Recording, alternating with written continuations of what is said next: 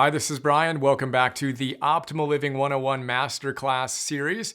Today, I'm thrilled to be chatting about Leadership 101, how to inspire and empower people to do great things. As always, 10 big ideas I'm excited to explore. Let's take a quick look and then we'll jump in. All right, our first big idea, lead yourself. All the great teachers of leadership say that leadership development is essentially self-development. Warren Bennis has a great line. He says, becoming a leader equals becoming yourself, expressing yourself fully. He says it's precisely that simple and that difficult. We're going to talk about that a little more. Our second big idea, noble purpose plus be a hero.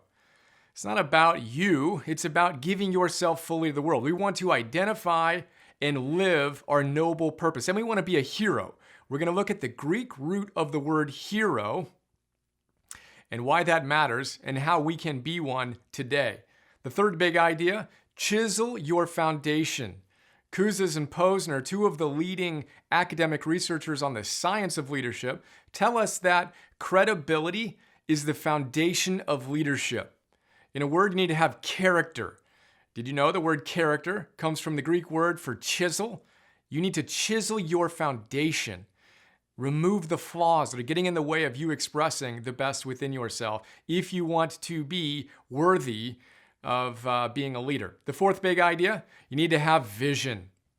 Leaders, of course, have vision. We're going to talk about seeing the future, seeing the potential in everything, in everyone, creating a guiding vision and inspiring us with hope. Our fifth big idea is process.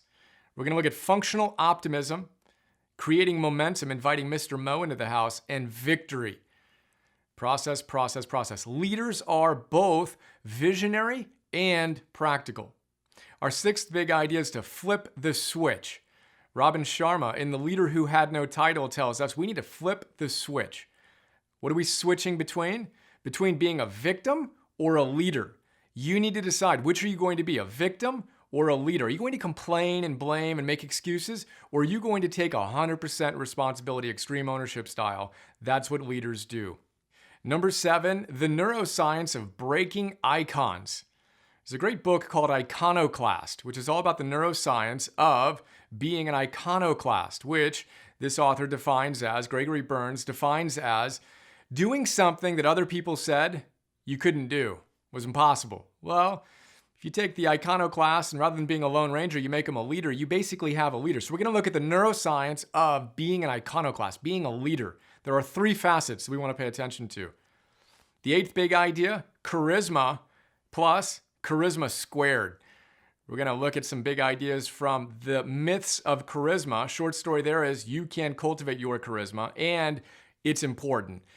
Research shows that leaders who have charisma get higher levels of engagement and satisfaction from the individuals that are part of their team. Then we're going to look at the ancient Chinese philosophy of Wu Wei and their idea of moral charisma, which I'm going to call charisma squared. Really, really fun, powerful stuff. The 9th big idea is the best kept secret of leadership. I'm going to keep that one as a secret. See if you can guess. What's the best kept secret of leadership? What would you guess it is? Well, think about that. And the 10th big idea we're going to look at is leaders math plus your legacy. Leaders do math differently. They're not trying to create followers. They're trying to create other leaders, John Maxwell tells us in his great book, The 21 Irrefutable Laws of Leadership. Create leaders. We're going to talk about how. And create your legacy. What are you here to do? What are your greatest gifts? How are you going to give them in greatest service to your family and to the world? We're going to get clear on that. That ultimately is what it's all about. Be a leader. And how are we going to know that you gave your greatest gifts in greatest service to the world? What will your legacy be? That's a quick look at the 10 ideas. Let's jump in.